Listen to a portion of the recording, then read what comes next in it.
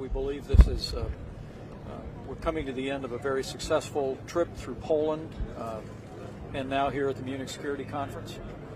We came here to reaffirm our commitment that America first does not mean America alone, to tell leaders, allies, partners, countries around the world that America is stronger than ever before and America is leading on the world stage once again.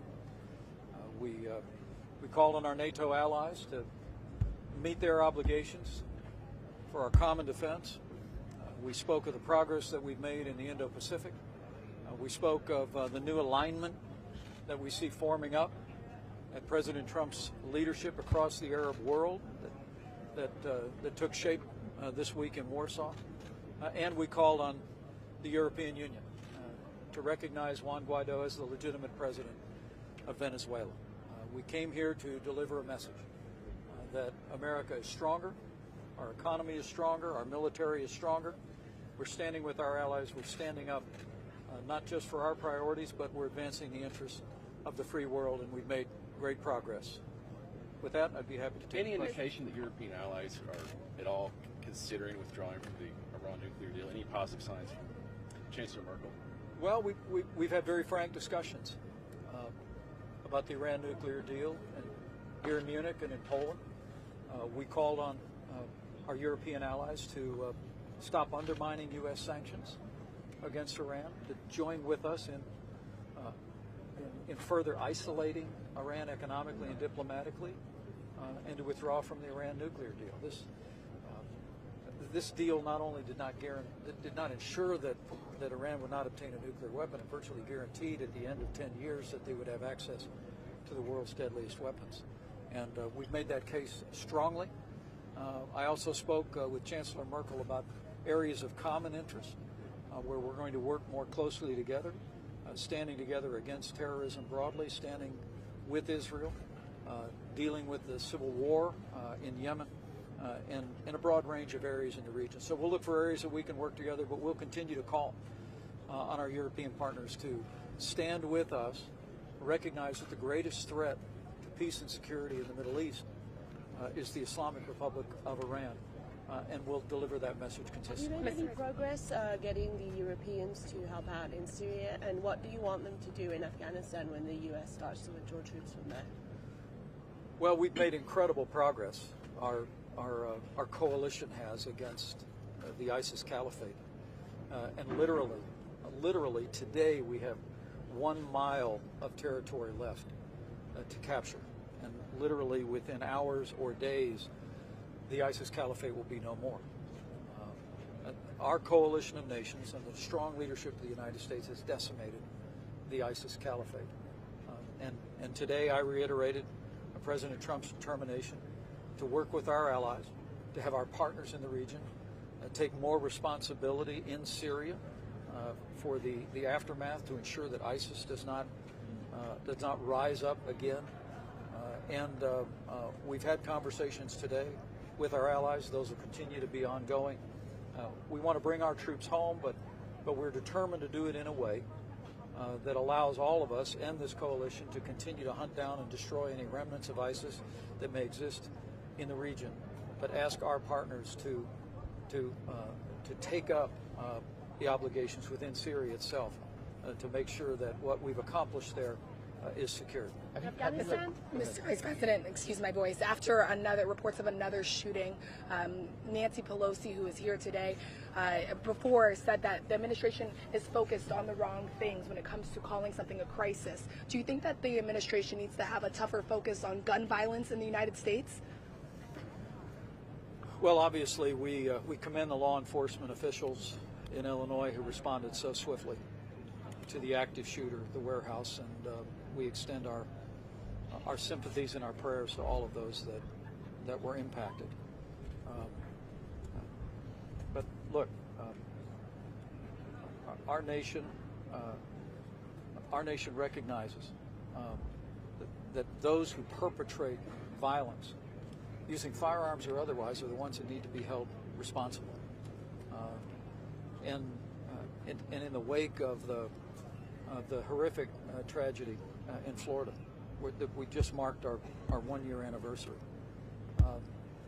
That our government worked with the Congress to pass bipartisan legislation to provide additional resources for law enforcement, additional resources for education and for families, and we'll continue to do that. But we'll do it in a way that recognizes that those who perpetrate and engage in these acts of violence against our citizens are those that should be held responsible. Just to follow up in Europe and in Syria, have you asked European or NATO nations to contribute troops to Syria?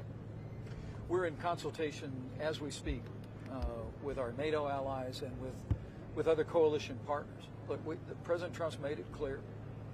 The ISIS caliphate has been decimated thanks to the courage of our armed forces and the efforts of our coalition partners in Syria. But we want to bring our troops home, so we are asking other nations to join with us and provide the resources and the support and the personnel necessary to secure the area and prevent ISIS or any other extremist organization from rising up and retaking that territory. Mr. Vice President, just very quickly on your meeting with Chancellor Merkel. Earlier this morning, as I'm sure you know, she had some pretty strong words calling for the inclusion of Russia in world decision-making that was taken pretty widely as a direct address to you, to the United States, not to exclude Russia. And perhaps a sidelong shot at the INF decision.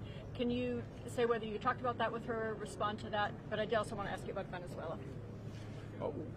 Chancellor Merkel and I talked about all of the issues that we both discussed publicly, to my knowledge.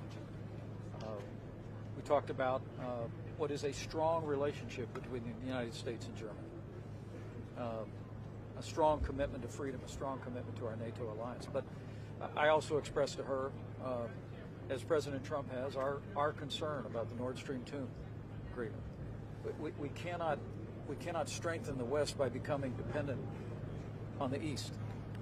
And we also spoke about the steps that this president has taken, with frankly strong support of Germany and the European community, to confront Russian aggression in Ukraine and the attempts by Russia to redraw international boundaries by force.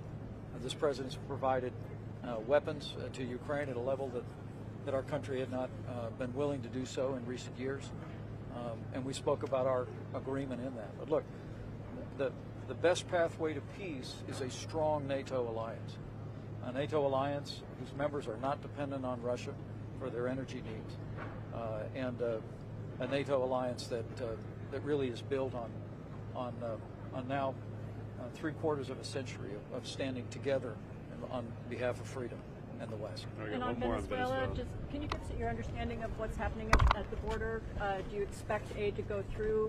What will the U.S. do today in the coming days if it cannot go through? Well, I know that USAID officials have been working very closely with the government of Juan Guaido to ensure that the humanitarian aid that has already been delivered, additional aid that is en route from the United States and other countries, is positioned in a place where we'll be able to move it into Venezuela to assist the families that are struggling there. The case that I made today, thanking so many countries around the world who've joined us in this cause, is that this is a moment where every nation on earth should stand with the people of Venezuela and against tyranny. And my specific message today was to call on the European Union to formally recognize Juan Guaido as the legitimate president of Venezuela. We have an opportunity for the old world to once again support freedom as it emerges in the new world.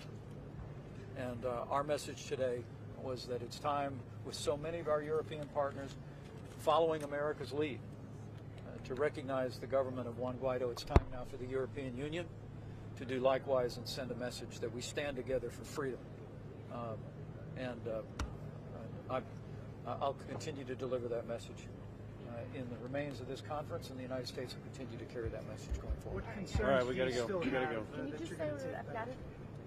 What are your concerns that you still have after this conference? I leave this conference grateful for the opportunity to talk about the fact that when I came here 2 years ago, I said that America first did not mean America alone. And because of the leadership of President Donald Trump, America's military and our economy are stronger than ever before, and America is leading on the world stage once again. Calling on our NATO allies to do more, standing up to aggression around the world, having a new alignment forming before our eyes across the Middle East, progress in the Indo-Pacific, and even freedom emerging in our own hemisphere. And I believe that's all a result of the leadership that President Trump has brought. America has once again stepped forward under President Trump's leadership to be the leader of the free world, and it was my privilege to come here and deliver that message now. All right, thanks everybody. Thanks everybody. We gotta get into the live. Press stay right here.